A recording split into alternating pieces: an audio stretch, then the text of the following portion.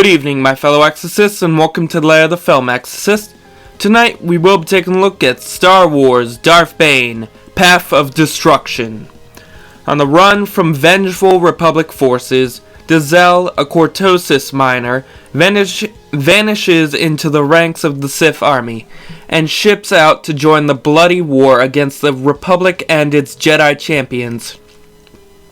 There, Dazelle's brutality, cunning, and exceptional command of the Force swiftly win him renown as a warrior. But in the eyes of his watchful masters, a far greater destiny awaits him. As an acolyte in the Sith Academy, studying the secrets and skills of the dark side, Dazelle embraces his new identity, Bane. But the true test is yet to come. In order to gain acceptance into the Brotherhood of Darkness, he must defy the most sacred traditions and reject all he has been taught. It is a trial by fire in which he must surrender fully to the dark side and forge from the ashes a new era of absolute power. Unlimited power! Now, before we move on to my opinion, I'd like to just announce that this video is sponsored by Animal. So go buy yourself some amazing low-priced anime merch, including cute figurines to brighten up your collection. And every time you use the code FILM, you'll get 5% off your purchases. Well, we finally made it to the story of one of the most renowned Sith to ever live, Darth Bane. This book follows the Dark Lord's rise from a Cortosis miner to the last Sith in the galaxy, and also how he met his apprentice Darth Zana.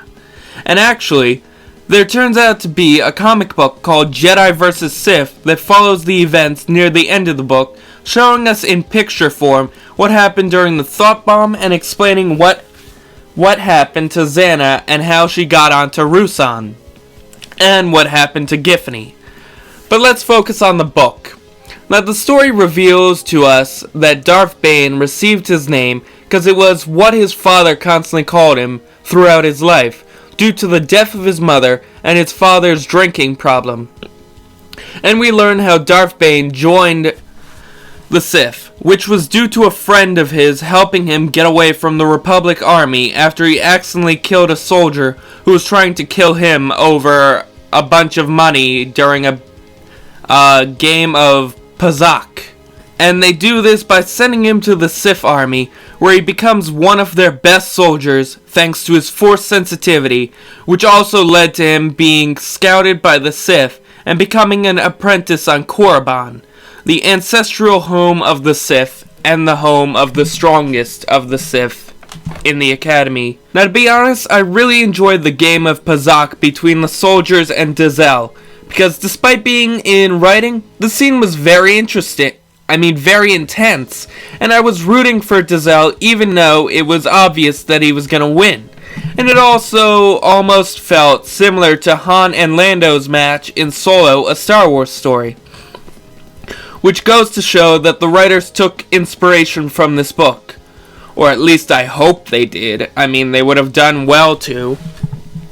I also love how Bane basically taught himself these new techniques while he was being trained by both Korriban's Blade Master and his fellow student Giffany, basically going behind the backs of the headmaster and his instructors because they turned their backs on him once he became weak. And as they say, you should never turn your back on a broken man because they can always get back up when you least expect it. Quote by me, the Film Exorcist.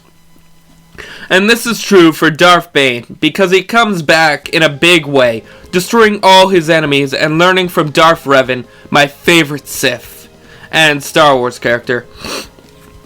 It's actually Darth Revan's Sith Holocron that Darth Bane learns the techniques that he needs to end the Sith, and he also came up with the rule of 2 because both Revan's teachings and because of his 3 or 4 day expedition through the Valley of the Sith. So yeah, while I see Darth Revan as my favorite character in the Star Wars universe, Darth Bane is a close second, because he is the ultimate Sith Lord, and without him, the Sith wouldn't have flourished as much as they did in the later years.